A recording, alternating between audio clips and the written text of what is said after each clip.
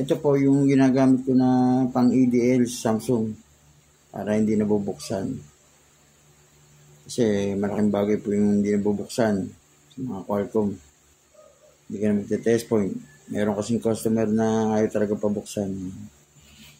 Ngayon, testingin natin sa Xiaomi, Redmi Note 13 4G. Yan.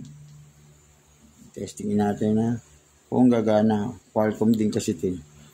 Testingin natin to kasi may mga customer na maselan talaga. Ayaw pabuksan ng unit. Kaya malaking bagay to. Bukod sa tipid sa trabaho, may bagay na bagay sa mga customer na maarte. Yan. Pang EDL. Hindi ka na magte-test point. Testingin natin ha. Saksak natin. PC, saksak mo na. Ang ganito ang paggamit ha. Saksak mo natin sa PC. Tapos ito, off muna natin. May password dyan. Off muna natin. Ayan. Power off. Pag naka-off siya, mga 3 seconds, press mong volume up saka volume down sabay. Tapos, saksak ang USB.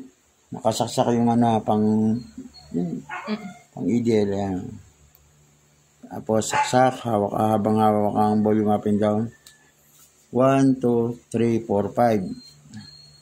1, 2, 3, 4, 5, 6, 7, 8, 9, 10. 12, 13, 14, 15. Volume down yun ha. Tapos, tanggalin tong EDL. Yung pang, ulitin natin. Pag hindi nag-success, ulitin natin. Hindi nag-success, ulitin natin ha. Natanggal ko kasi ready. Alam.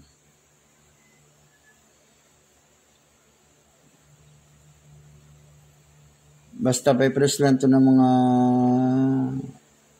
7 seconds, volume up and down, tapos volume down mga 15 times. Ito natin.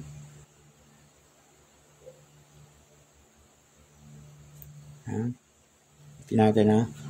Palpak eh.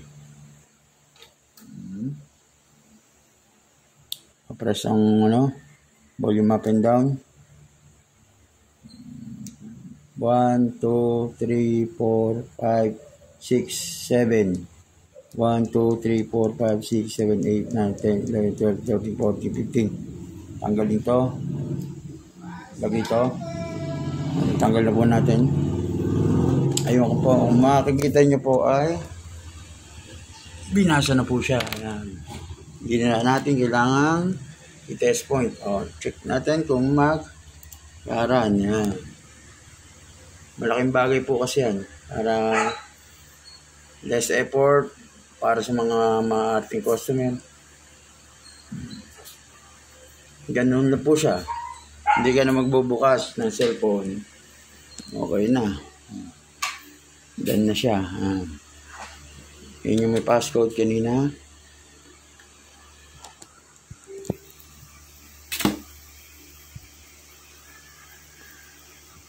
Redmi Note 13 4G. Para sa mga FRP, MI. Hindi lang to pang pang Samsung to. Tinaray ko lang sa Redmi, gumagana. Hindi siguro lahat supported. Pati Samsung hindi naman din lahat supported. Pero mas madalas yung gumagana. Yan. Para hindi tayo magbubukas, hindi tayo magte-test point. Mas mabilis yung trabaho. Okay, hanggang dito na lang ang video.